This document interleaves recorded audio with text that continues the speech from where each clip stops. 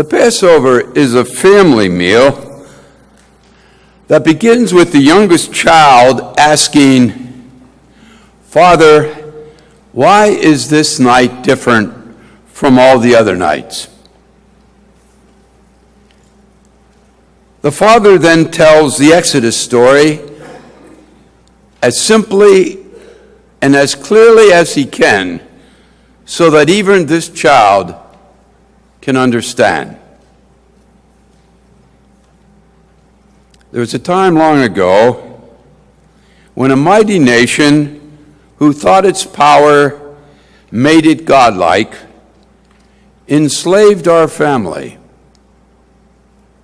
tried to silence our voices, and finally decided to kill every one of us. We can gather around this table tonight because God heard our prayers and came to save us.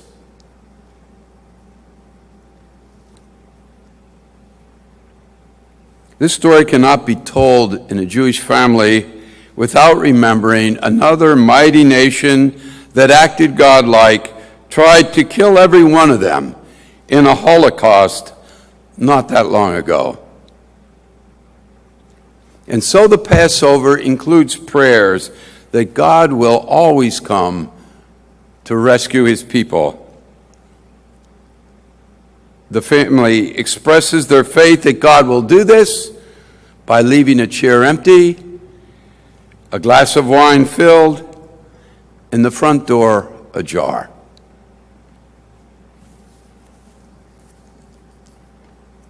Tonight we gather around our family table and ask, why is this night different from all other nights? And we should tell the story as simply and clearly as possible so that every last one here understands it. Long ago, a mighty nation who thought their power made them godlike tried first to silence our proclamation of the gospel, and when we refused, then tried to wipe our church family off the face of the earth. On this night, our leader, Jesus, ate a meal with his friends that all thought would be their last supper together. And at this meal, Jesus, who spoke for God, announced he was ready to die for them and for the gospel. A lot of other things happened that evening. John dedicated almost 1/4 of his gospel to this night. But all those things boil down to being willing to die for one another.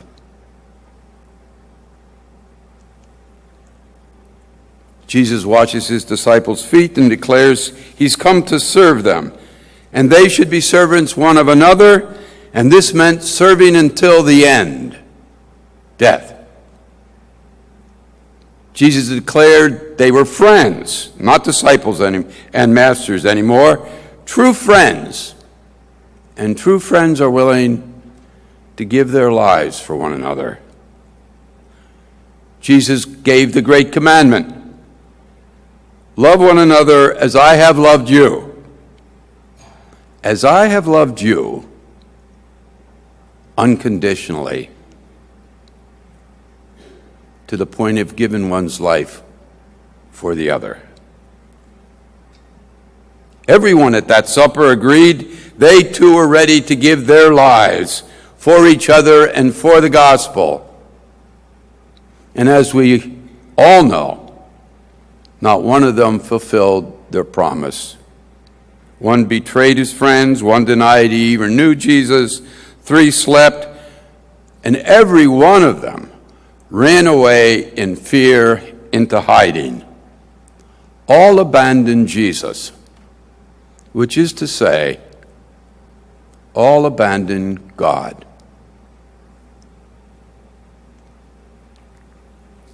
Only Jesus gave his life that others might live.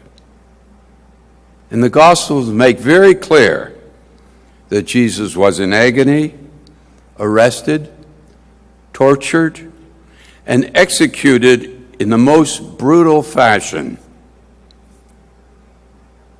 Indeed, he found courage in believing that God was with him even when everyone else, from the highest official to the lowest commoner, mocked him for being disillusional. And nevertheless, he died feeling that even God had abandoned him, crying, my God, why have you abandoned me?" And we shall illustrate that this evening by stripping the altar, signifying that it appeared that there was nothing left to worship. We can gather around our family table tonight because God saved him, raised him from death.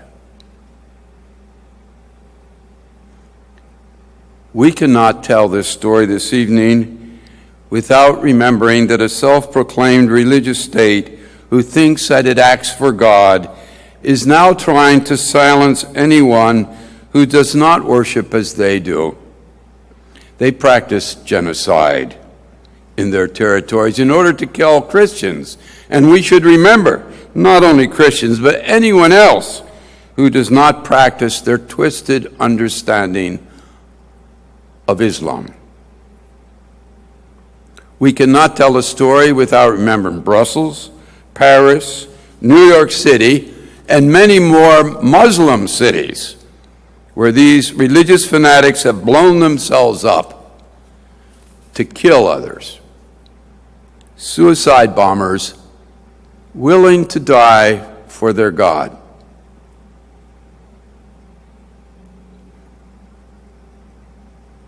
It's extremely important to see the difference between Jesus giving his life for the world, Christian martyrs giving their lives for the gospel, and suicide bombers killing themselves in order to kill others.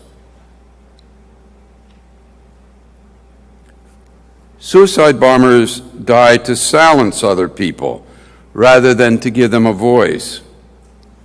Suicide bombers die to kill people, not to give life. Die in violence, not to maintain peace. Die in order to create fear, not to inspire love. Die hating, not loving. But it's also extremely important to see the difference because too many of our present leaders are advocating that we adopt the methods of the fanatics rather than those of Christ. They call for genocide, or at least its equivalent, carpet bombings, killing families, even innocents, every last one of them. They justify torture to dehumanize children of God, patrolling neighborhoods to criminalize anyone who thinks differently than we do, to build walls and deny immigration to whole peoples, to silence their voices and deny them our community.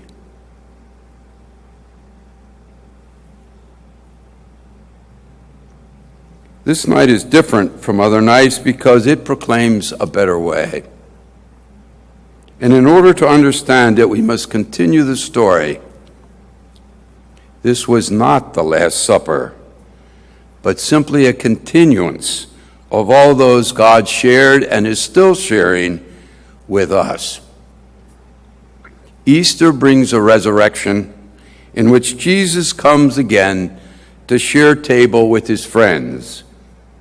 He comes in the forgiveness of eternal, unconditional love. He comes to share his Spirit, to inspire them to love one another as he loved them. His love overcomes their fears, gives them their voices so that they come out of hiding to preach the gospel throughout the world. They are ready to give their lives for Jesus, each other, and the gospel. And we should remember, almost every one of them did.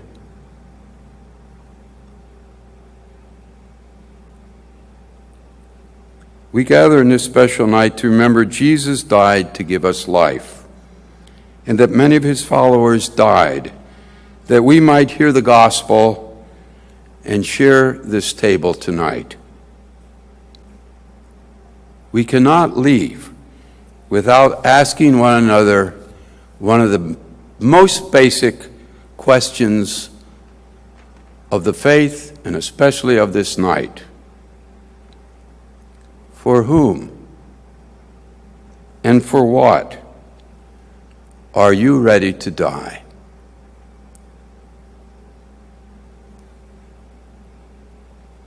For whom and for what am I ready to die?